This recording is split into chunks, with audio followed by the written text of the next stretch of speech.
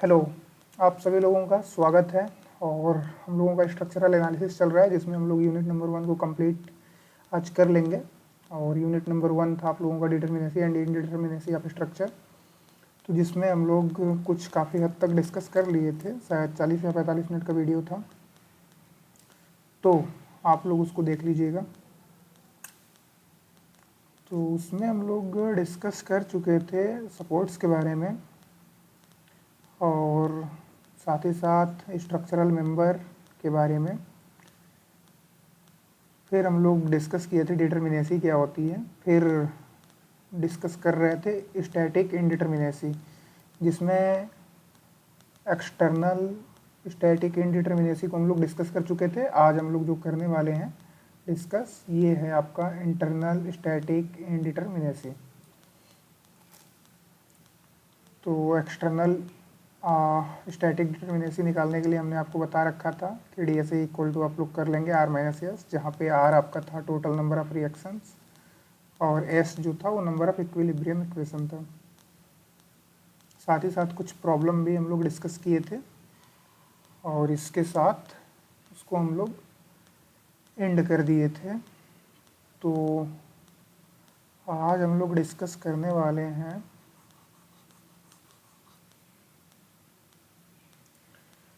Internal static indeterminacy. Internal static indeterminacy.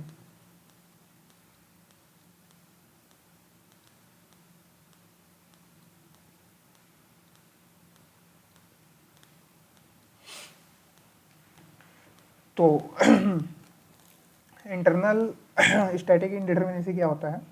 जैसे हमने आपको कल वाले लेक्चर्स में बताया था कि आपके पास कोई एक स्ट्रक्चरल मेंबर है, जैसे कि ये सपोज करिए आपके पास कोई एक बीम है और ये हमने लगा दिया सपोर्ट्स। ये हिंज सपोर्ट है और ये रोलर सपोर्ट है। तो किसी भी मेंबर के लिए हम लोग दो चीज़ निकाल रहे थे, एक तो आपका इंटरनल स्टैटिक इनडिटर्मिनेसी, दूसरा आपका एक्सटर्नल स्टैटिक इनडिटर्मिनेसी को हम लोग पढ़ चुके हैं। और इंटरनल स्टैटिक इनडिटर्मिनेसी क्या होता है, इसको आज हम लोग डिस्कस करने वाले हैं। तो देखिए इसमें क्या होता है कि जो आपके अननोन इंटरनल फोर्सेस हैं, इंटरनल फोर्सेस मतलब जैसे आप इस बीम को कट करें यहाँ से, ठीक, यहाँ इसको कट करें और इसका एफ बी डी बनाएं, ठीक। जैसे इस बीम को आप यहाँ से कट करेंगे और कट करने के बाद यदि आप इसका एफ बी डी बनाएंगे, फ्री बॉडी डायग्राम, तो आप पाएंगे कि इस वाले बीम में एक आपके पास एक्सियल फोर्स लग रहा होगा और एक साथ ही साथ इसमें शियर फोर्स लग रहा होगा और एक इसमें बेंडिंग मोमेंट लग रहा होगा। मीन्स आपके पास यहाँ पे तीन तरीके के इंटरनल फोर्स आ रहे हैं। पहला आपके पास आ जा रहा है बेंडिंग मोमेंट, दूसरा आपके पास आ जा रहा है एक्सियल फोर्स, और तीसरा आपके पास आ जा रहा है शियर फोर्स। देखिए ये जो है ये है एक्सियल फोर्स, और ये आपके पास जो है इसको बोलते हैं शियर फोर्स, और ये जो लग रहा है ये है बेंडिंग मोमेंट।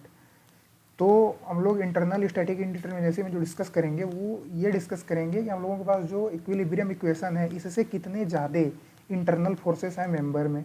जितने ज़्यादा मेंबर में इंटरनल फोर्सेस होंगे, इसी चीज़ को हम लोग बोल देंगे इंटरनल स्टैटिक इनडिटर्मिनेसी। तो डेफिनेशन की बात करें तो डेफिनेशन आप कुछ इसकी इस प्रकार से लिख सकते हैं कि number of unknown forces, number of unknown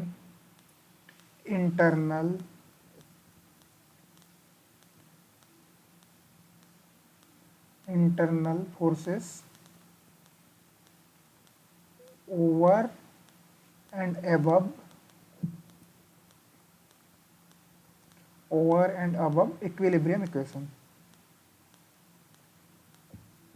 equilibrium equations. देखिए इंटरनल और एक्सटर्नल में अंतर क्या है, इसमें हम लोग इंटरनल जो स्टैटिक इनडिटर्मिनेसी की बात कर रहे हैं, तो इंटरनल स्टैटिक इनडिटर्मिनेसी में हम लोग इंटरनल फोर्सेस जो भी मेंबर के अंदर आ रहे हैं फोर्सेस, ठीक, जैसे मेंबर के अंदर फोर्सेस आने वाले कौन कौन से हैं, बेंडिंग मोमेंट आपके पास या तो आ सकता है, या फिर शियर फोर्स आ सकता है, या फिर एक्सियल फोर्स आ सकता है यदि हम बीम की बात करें तो। ये बीम में तीनों फोर्सेस आ सकते हैं। यदि ये तीनों फोर्स जितने एक्सेस मात्रा में है, जितना ज़्यादा है, आपके पास जो इक्वेशन आप इक्विलिब्रियम है, जैसे 2D के लिए आपके पास 3 है, ठीक, 2D के लिए हम लोगों के पास 3 है। 3 वो कौन कौन से हैं? Summation F X equal to 0, summation F Y equal to 0 और summation M at any point, ठीक, इक्वल टू 0। तो 3 हम लोगों के पास ये फोर्सेस हैं और यहाँ पे देख रहे हैं इस मेंबर में 3 आपके पास आ चुके हैं क्या? Internal forces. तो यदि जितने ये इंटरनल फोर्सेस एक्सेस में रहेंगे, इसी चीज़ को हम लोग कह देंगे कि ये आपका इंटरनल स्टैटिक इंडिटरमिनेसी है। जैसे यदि ये इसमें कुछ कैलकुलेट करने के बाद, जैसे ये तो बीम है, बीम छोड़िए, यदि अभी हम आगे क्वेश्चन डिस्कस करेंगे, यदि फ्रेम होगा, यदि वहाँ पे 4 आ जाता है और हम लोगों के पास ये 3 है, तो जब इसको आप इसमें से माइनस करेंगे तो आप पाएंगे 1, तो इसका बोल देंगे कि 1 जो आ रहा है ये आपके पास आ जा रहा है इंटरनल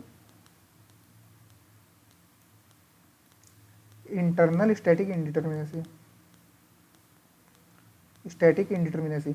और हम लोग एक्सटर्नल इंडिटरमिनेसी में क्या कर रहे थे, इस चीज़ को आप यहाँ से देख सकते हैं।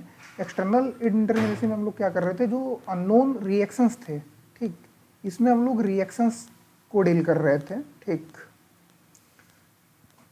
इसको हम थोड़ा हाईलाइट कर देते हैं, तो आप देखेंगे कि यहाँ पे हम लोग जो डील कर रहे थे वो अननोन रिएक्शंस के साथ डील कर रहे थे। रिएक्शंस यानी ये कि मेंबर में कितने आपके पास जो है अननोन रिएक्शंस हैं और वो कितने ज़्यादा इक्विलिब्रियम इक्वेशन से ज़्यादा हैं। तो इस चीज़ों का जब हम डील कर रहे थे तो ये हम लोगों का एक्सटर्नल में था, क्योंकि ये एक्सटर्नली लग रहे हैं। ये जो सपोर्ट है, यहाँ जो दूसरा सपोर्ट है, दूसरे सपोर्ट के कारण जो एक्सटर्नल फोर्स आ रहा है सपोर्ट के कारण, इसके बारे में जो हम लोग डिस्कशन कर रहे थे, तो ये पूरा एक्सटर्नली डिस्कशन हो रहा था, इसलिए ये था एक्सटर्नल। और यहाँ पे हम लोग मेंबर के अंदर का फोर्सेस देख रहे हैं, इसलिए ये है आपका इंटरनल। तो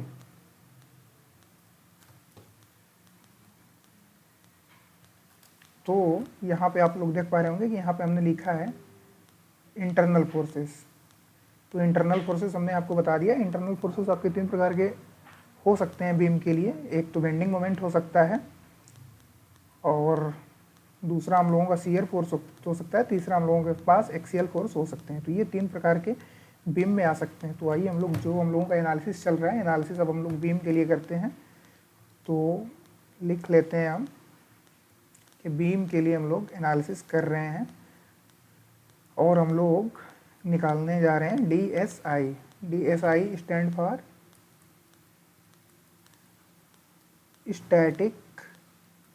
internal static indeterminacy, I stand for internal, S static, D for indeterminacy. तो इंटरनल स्टैटिक इंडिटरमिनेसी को हम लोग डिनोट करेंगे DSI से। तो बीम के लिए हम लोग डिस्कशन स्टार्ट करते हैं। तो सपोज करिए ये आपके पास कोई एक बीम है, कोई पीछे वाली बीम ले लेते हैं, इसका थोड़ा सा बैकग्राउंड हम वाइट कर लेते हैं।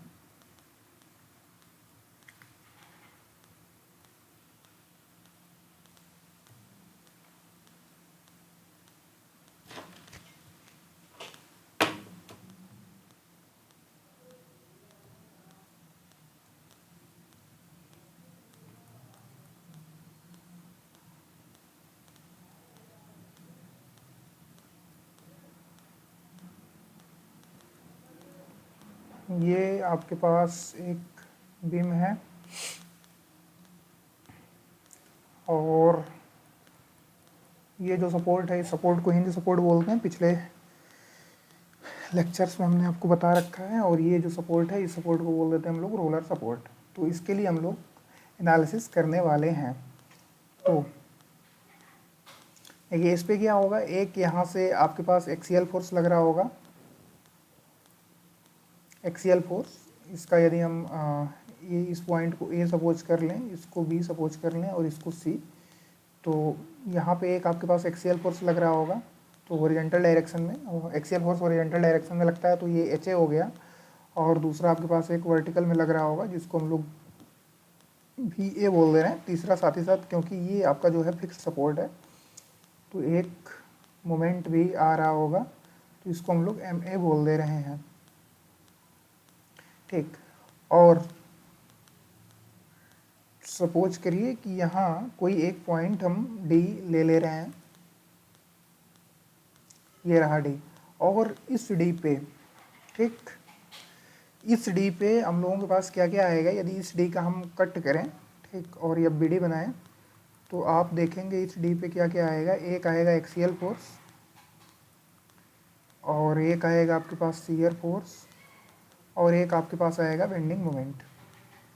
बेंडिंग मोमेंट, तीन चीज़ यहाँ पे आएगा, और इन तीनों को यदि हम लोग निकालने की कोशिश करें तो इसको काफ़ी इजीली तरीके से आप निकाल सकते हैं, क्योंकि यहाँ आपके पास जो सपोर्ट रिएक्शंस हैं ये आपने फाइंड कर लिया। जब सपोर्ट रिएक्शन आप फाइंड कर लेंगे तो शियर फोर्स क्या होता है, शियर फोर्स ये होता है किसी भी सेक्शन के लेफ्ट साइड में या फिर राइट साइड में जो भी फोर्सेस लग रहे हैं उन सभी का सम जो होता है ये आपका शियर फोर्स कहलाता है। इसको आप लोग स्ट्रेंथ ऑफ मटेरियल में पढ़ चुके हैं। और आपका बेंडिंग मोमेंट क्या कहलाता है, बेंडिंग मोमेंट इस ये जो आपका सेक्शन एक्सेस है और ये वाई एक्सेस है, एक्सेस के लेफ्ट साइड में जितने भी लग रहे हैं मोमेंट्स उन सभी का सम, या फिर जो आपका सेक्शन है, सेक्शन के राइट साइड में जितने भी मोमेंट लग रहे हैं उन सभी का सम, ये आपका होता है बेंडिंग मोमेंट। जब यहाँ पे आपके पास एक हॉरिजॉन्टल फोर्स निकल गया, ठीक, तो हॉरिजॉन्टल फोर्स का मतलब ये आपका आ गया एक्सियल फोर्स। जब यहाँ पे आप कैलकुलेट करेंगे, इक्वेशन ऑफ इक्विलिब्रियम लगाएंगे तो आपका ये एफ निकल गया, साथ ही साथ शियर फोर्स निकल गया, क्योंकि आपने वी ए निकाल रखा है तो वी ए आपका ऊपर जा रहा है, ठीक, वर्टिकली जा रहा है, तो इसके हेल्प से आप ये निकाल लेंगे। यदि सपोज करिए इसकी डिस्टेंस एक्स है तो मतलब कहने का ये है कि आप किसी भी बीम का एनालिसिस कर रहे हैं तो बीम में आप शियर फोर्स, एक्सियल फोर्स और बेंडिंग मोमेंट निकाल लेंगे जब आपके पास रिएक्शंस जो आ रहे हैं, रिएक्शंस की वैल्यू पता हो तो। मतलब एक तरीके से हम लोग ये कह सकते हैं, कि यदि आपको, ठीक, नोट में लिख दे रहे हैं, यदि आपको सपोर्ट रिएक्शंस की वैल्यू पता है तो आप इन सभी की वैल्यू निकाल सकते हैं, ठीक। If support reactions is known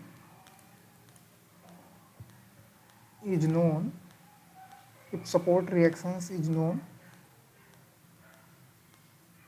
तो क्या हो जाएगा, we can calculate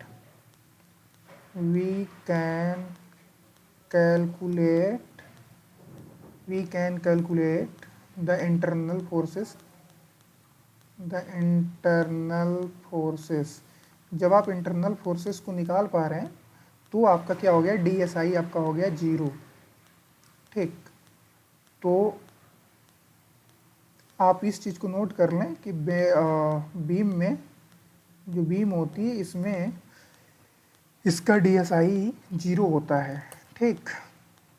बीम का DSI means internal static indeterminacy 0 होती है। तो यदि हम लोग DS की बात करें, मीन्स इंडिटर्मिनेसी की, स्टैटिक इंडिटर्मिनेसी की, तो ये क्या होता है आपका DSE प्लस DSI होता है। तो बीम के लिए हमने आपको DSI बता रखा था, क्या बताया था, बीम के लिए जो आपके पास DSI हो रहा था वो R माइनस S हो रहा था। R आपके पास सपोर्ट रिएक्शंस थे, सपोर्ट रिएक्शंस, और S आपका जो था वो इक्वेशन ऑफ इक्विलिब्रियम था, इक्विलिब्रियम।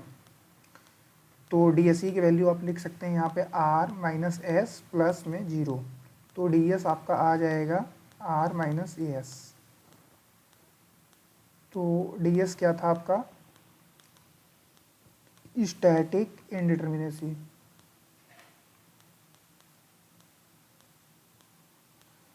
ये किसके लिए है, ये हम लोग जो एनालिसिस कर रहे थे बीम के लिए एनालिसिस कर रहे थे, तो फॉर बीम, तो बीम के लिए हमेशा और हमेशा आपका जो स्टैटिक इंडिटर्मिनेसी होता है वो सिर्फ और सिर्फ एक्सटर्नल पे डिपेंड करता है, एक्सटर्नल स्टैटिक इंडिटर्मिनेसी पे, इंटरनल पे नहीं डिपेंड करता है, क्योंकि इंटरनल आपका 0 आ गया है, पीछे हमने आपको कैलकुलेट करके दिखा दिया।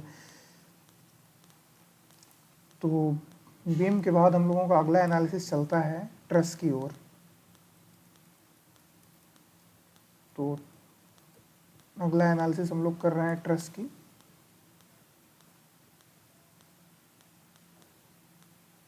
अगला एनालिसिस हम लोग कर रहे हैं ट्रस की। तो ट्रस के लिए हम लोग एनालिसिस करते हैं। तो ट्रस क्या होता है? ट्रस आपका जो होता है वो आपका ट्रायंगुलर शेप में बना हुआ स्ट्रक्चर होता है, कुछ देखने में ऐसा दिखता है। ये आपका बेसिक ट्रस है, ठीक, बेसिक ट्रस है, ऐसे नहीं। अभी थोड़ा हम सपोर्ट रिएक्शंस वगैरह वगैरह लगा दें। ये आपके पास हिंज सपोर्ट हो गया और ये आपके पास रोलर सपोर्ट हो गया। तो इसको हम लोग क्या बोलते हैं? ये आपके पास जो है ये बेसिक ट्रस है, बेसिक ट्रस। और ट्रस में, ट्रस जो होता है ये हर एक पॉइंट पे, ठीक, पिन जॉइंट होता है। तो पिन जॉइंट होने के कारण इसमें मोमेंट नहीं आते हैं, क्योंकि ये मोमेंट को रिलीज कर देता है। एक चैप्टर अभी दूसरा या फिर तीसरा बनेगा जिसमें हम लोग ट्रस का पूरा एनालिसिस करेंगे। तो उसमें ट्रस को काफ़ी अच्छे और डिटेल वे में हम लोग डिस्कशन करेंगे, क्योंकि वो पूरा का पूरा चैप्टर जो है वो डेडिकेटेड है ट्रस के लिए।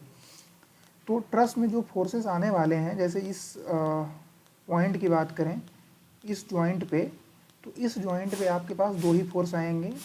कौन कौन से आएंगे? एक तो आपके पास आ जाएगा एफ एक्स, ठीक, और दूसरा आपके पास आ जाएगा एफ वाई। एफ वाई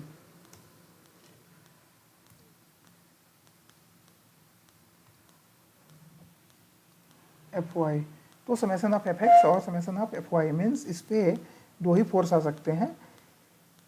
या तो आपका एक एक्सियल डायरेक्शन में आ सकता है, दूसरा मतलब कहने का ये है कि एक हॉरिजॉन्टल डायरेक्शन में आ जाएगा, दूसरा आपका वर्टिकल डायरेक्शन में आ जाएगा। मतलब एक्सियल फोर्स आ सकता है और साथ ही साथ शियर फोर्स आ सकता है। बेंडिंग मोमेंट आने की संभावना 0 है, क्योंकि यहाँ पे ये जो है आपका हिंज है, हिंज से आपका बेंडिंग मोमेंट, हिंज का मतलब कुछ ऐसे हुआ, जैसे सपोज करें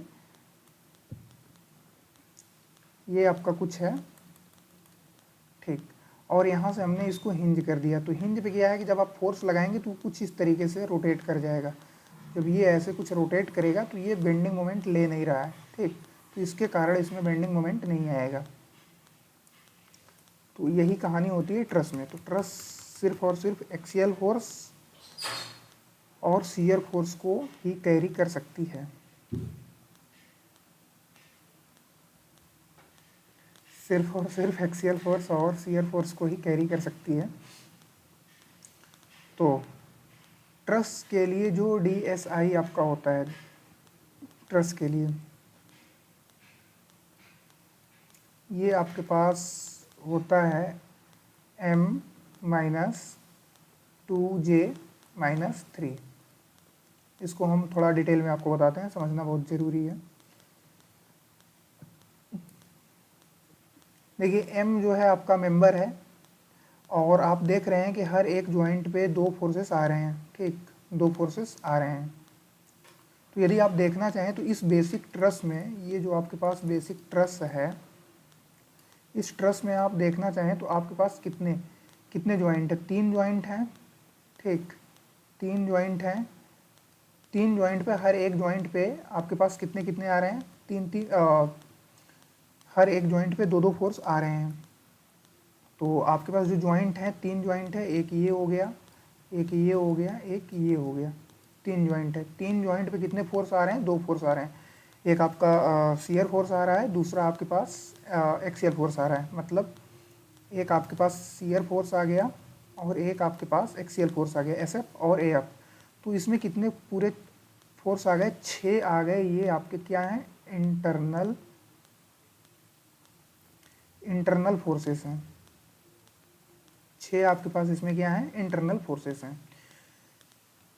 6 आपके पास इंटरनल फोर्सेस हैं। और इन इंटरनल फोर्सेस को कितने मेंबर ले रहे हैं? तो यदि आप इसको देखेंगे तो आपके पास एक ये मेंबर हो गया, एक ये मेंबर हो गया, एक ये मेंबर हो गया।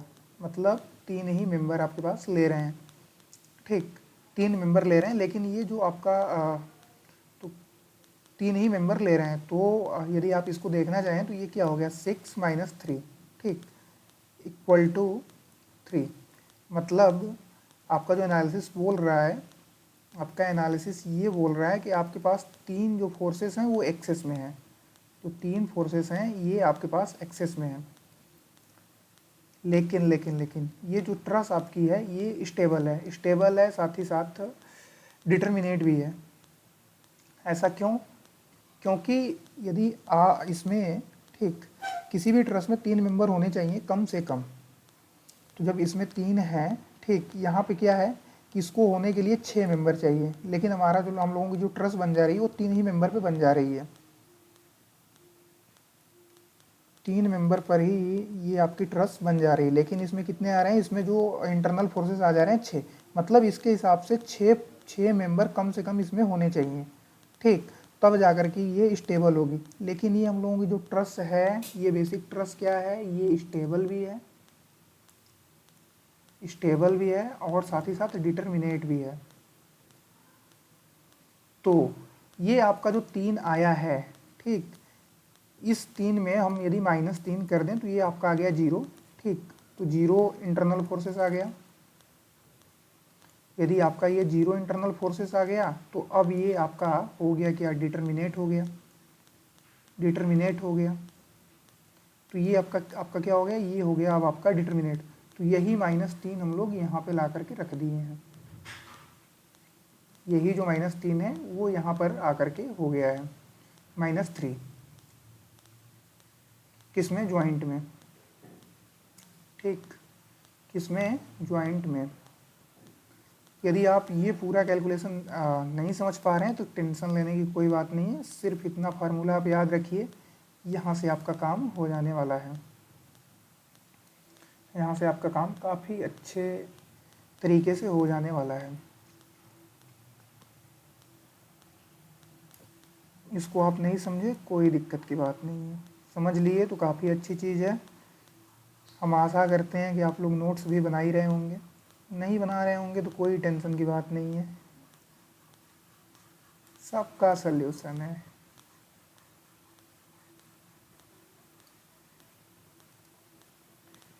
ये DSI क्या है आपका, ये है इंटरनल स्टैटिक इंडिटर्मिनेसी, और M क्या है, नंबर ऑफ मेंबर्स। J क्या है, J है नंबर ऑफ ज्वाइंट्स। तो ये एनालिसिस हो गई ट्रस्ट के लिए। अब तीसरा हम लोगों के पास जो स्ट्रक्चरल मेंबर बच रहा है वो बच रहा है फ्रेम। तो अगला एनालिसिस हम लोग करेंगे फ्रेम, और फ्रेम होने वाला है बहुत ज़्यादा इम्पोर्टेंट, क्योंकि क्वेश्चंस आपके जो बनने वाले हैं वो बनेंगे फ्रेम से। ये हो गया आपके पास फ्रेम्स।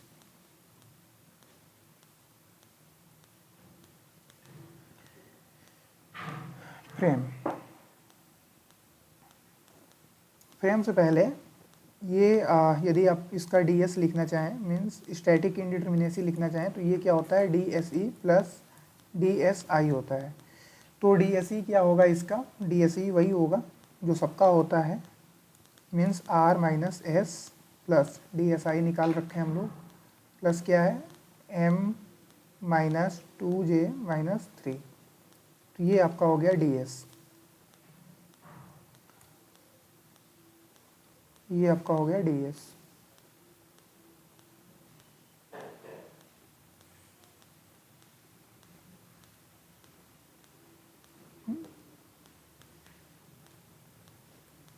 तो इस प्रकार से आप निकाल लेंगे स्टैटिक इनडिटर्मिनेसी को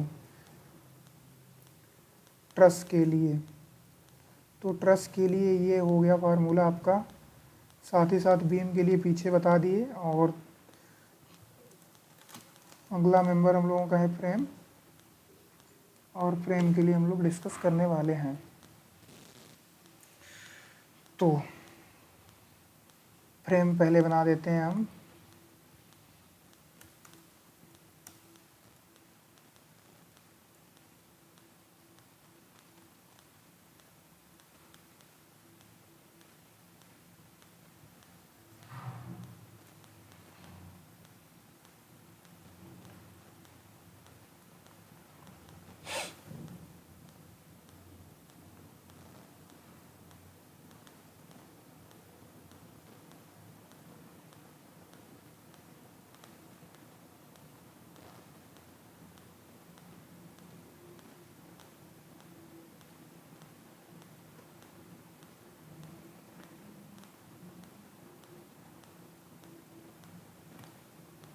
तो ये हो गया आपका फ्रेम। ठीक, तो फ्रेम में स्टैटिक इंडिटर्मिनेसी निकालने के लिए, DSI को निकालने के लिए कोई भी हम लोगों के पास ऐसा मतलब कोई भी तो नहीं कह सकते हैं, इसको इस तरीके से कैलकुलेट करना काफ़ी हो जाएगा कठिन। तो हम लोग इसमें क्या कैलकुलेट करते हैं, इसमें हम लोग सीधे DS कैलकुलेट करते हैं। DS क्या था, स्टैटिक इंडिटर्मिनेसी, स्टैटिक इंडिटर्मिनेसी। और इसको हम लोग कैसे कैलकुलेट करते हैं, तो DS हम लोग कैलकुलेट करते हैं DS equal to 3C, DS equal to 3C। तो 3C यहाँ पे क्या है, इसको जानना बहुत ज़रूरी है। C आपके पास है नंबर ऑफ कट्स, C क्या है, नंबर ऑफ कट्स। ठीक, C है आपके पास number of such cuts such that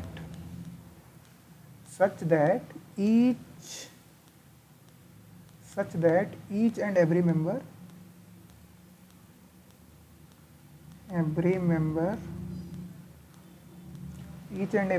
will behave like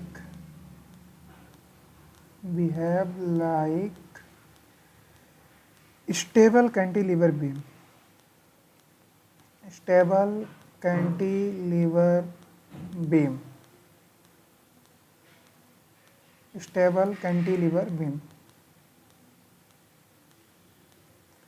कहने का मतलब ये है कि हमको कट कुछ इस प्रकार से लगाना है कि जितने भी मेंबर हैं, ठीक, वो पूरे के पूरे मेंबर हम लोगों के कैंटिलीवर बीम की तरह बिहेव करें। कैंटिलीवर बीम की तरह बिहेव क्यों करें, क्योंकि हमने आपको सबसे फर्स्ट जब लेक्चर से स्टार्ट हुआ था तभी पहले वाले लेक्चर में बताया था कि आपके पास जो कैंटिलीवर बीम थी, कैंटिलीवर बीम क्या थी, ये जो बीम थी, ये बीम आपकी डिटर्मिनेट बीम थी।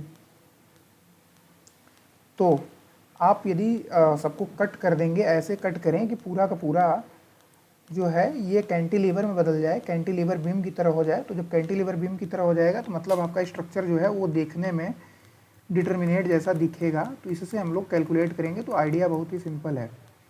तो इसमें हम लोग अब करते क्या हैं, जब आप DS निकाल लेंगे, जब DS निकाल लेंगे तो DSE तो निकालना जानते ही हैं। DSE का बहुत ही सिंपल फार्मूला है R माइनस S।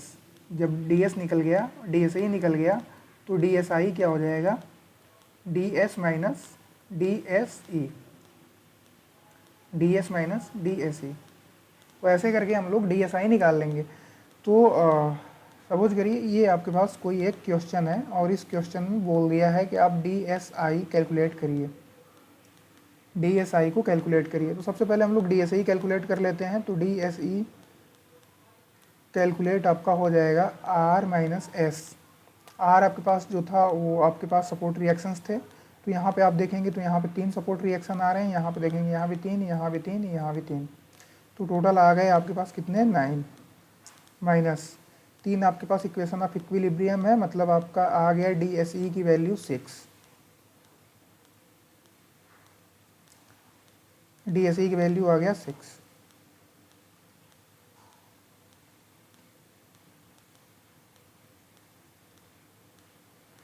अब हम लोगों को कैलकुलेट करना है DSI। अब कैलकुलेट कर ले रहे हैं DS। तो DS के लिए क्या करना है, आपको लगाने हैं कट ऐसे लगाने हैं कि जो आपके मेंबर हैं सभी, जितने भी मेंबर हैं सब कैंटिलीवर बीम की तरह दिखना स्टार्ट हो जाएं, बिहेव करना स्टार्ट कर दें। तो हम लोग कट करते हैं, यहाँ पे एक कट, ये हो गया दूसरा कट, तीसरा कट, चौथा कट, पांचवा कट, छठवां कट। कट करने के बाद ये कुछ इस प्रकार से दिखेगा। कट करने के बाद ये जो है आपका कुछ ऐसे दिखने वाला है।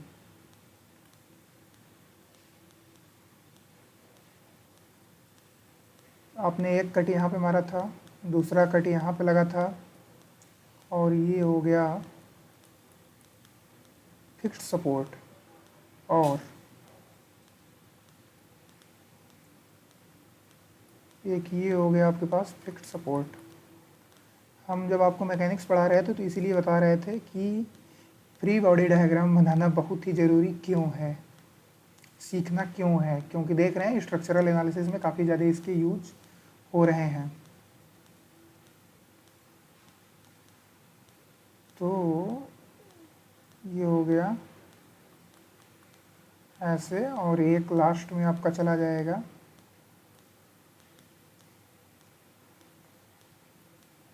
जब आप उस फ्रेम को कट करेंगे तो वो फ्रेम आपका कुछ इस प्रकार से दिखेगा। इसी फ्रेम को हमने कट किया है, एक कट यहाँ लगाया है, 1 2 3 4 5 6 कट हमने लगाया है। 6 कट लगाने के बाद ये फ्रेम कुछ इस प्रकार से दिख रहा है। तो 6 कट लगाने के बाद कुछ इस प्रकार से दिख रहा है, तो इसमें क्या क्या दिखेगा, एक यहाँ पे आपके पास एक एक्सियल फोर्स दिखेगा, एक आपके पास यहाँ पे एक्सियल फोर्स दिखेगा एफ, एक यहाँ पे आपको शियर फोर्स दिखेगा, और साथ ही साथ इसमें बेंडिंग मोमेंट दिखेगी BM। ऐसे ही सभी पर दिखेंगे, सेम ऐसे यहाँ भी दिखेगा, यहाँ भी दिखेगा, यहाँ भी दिखेगा, यहाँ भी दिखेगा। और देखिए ये आपको कैंटिलीवर बीम जैसा दिखने लगा। कैंटिलीवर बीम आपकी ऐसी ही बनती है, ये हो गई कैंटिलीवर बीम। आप लोग देखे ऐसे होंगे बीम को, कैंटिलीवर को ऐसे, इसी को आप ऐसे कर दें, ठीक, तो ये आपका दिखने लगा कैंटिलीवर बीम जैसा। तो आपको कट कुछ इस प्रकार से लगाना है कि आपके जितने भी मेंबर हैं पूरे के पूरे कैंटिलीवर बीम जैसा दिखना स्टार्ट कर दें। सेम यहाँ पर भी ऐसे ही 3 आएगा, 3 यहाँ पर भी, 3 यहाँ पर भी, ये सब सेम इस तरीके से जाएंगे। कट करने के बाद आपका मेंबर जो दिखेगा कुछ इस प्रकार से दिखने वाला है। तो हमने कितना कट किया यहाँ पे, 3 × 1 2 3 4 5 6, तो हमने 6 कट लगा दिया। तो आपके पास जो DS आ गया, ये आ गया आपके पास 18, DS आ चुका है 18। और जब आप DSI को कैलकुलेट करेंगे तो ये आपके पास हो गया 18 - 6, तो 18 - 6, और ये आपके पास आ गया 12। तो इस प्रकार से हम लोग फ्रेम में DSI को कैलकुलेट करेंगे, ठीक। तो अगले वाले आज के लिए इतना ही हम लोग रखते हैं, ठीक। आज के लिए इतना ही रखते हैं। जो नेक्स्ट लेक्चर हम लोगों का होगा, ठीक, नेक्स्ट लेक्चर में हम लोग क्या करेंगे, कुछ हम लोग क्वेश्चंस करेंगे। तो नेक्स्ट लेक्चर में हम लोग क्वेश्चंस करेंगे, और काफ़ी अच्छे अच्छे क्वेश्चंस करेंगे जो आपके एग्ज़ाम में आए हुए हैं या फिर आ सकते हैं। और इसके बाद एक अगला नेक्स्ट लेक्चर आएगा जिसमें हम लोग डिस्कस करेंगे आपका किनेमैटिक इंडिटरमिनेसी का, क्योंकि इंडिटरमिनेसी हमने आपको 2 प्रकार का बताया था, एक आपके पास स्टैटिक थी, दूसरा आपके पास किनेमैटिक थी। स्टैटिक में आपके पास ये 2 हो गए थे, ठीक, एक्सटर्नल और इंटरनल। अब किनेमैटिक्स का एनालिसिस हम लोग मोस्ट प्रोबेबली सेकंड लेक्चर के बाद करना स्टार्ट करेंगे। तो बस, थैंक यू। आप लोग देख रहे थे हमें, और हमारा नाम है विकास यादव। तो बहुत बहुत धन्यवाद।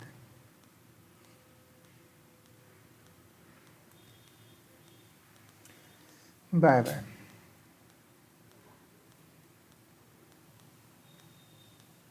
वेट, यदि आप लोगों को क्वेश्चन सॉल्व करते वक्त कोई भी प्रॉब्लम आ रही है तो आप लोग आप अपने क्वेश्चंस को हम लोगों के यहाँ भेज भी सकते हैं, टेलीग्राम पर भी भेज सकते हैं, साथ ही साथ कमेंट में भी कर सकते हैं। कमेंट आप कर सकते हैं कि आपको क्वेश्चंस नहीं समझ में आ रहा है या फिर समझ में आ रहा है। जो भी आपको प्रॉब्लम हो आप निसंदेह होकर के कमेंट बॉक्स में पूछें या फिर टेलीग्राम पर पूछें, क्योंकि स्ट्रक्चरल एनालिसिस उतना सिंपल सब्जेक्ट है नहीं जितना आप लोग समझ रहे हैं, और उतना भी तगड़ा नहीं है जितना आप लोग समझ रहे हैं। मतलब मिला जुला करके मॉडरेट लेवल का सब्जेक्ट है, तो इसमें आप लोगों को भी थोड़ा सा हार्ड वर्क करने की बहुत ज़्यादा ज़रूरत है। तो बस यही बोलना था, बाकी धन्यवाद। Thank you. Bye bye.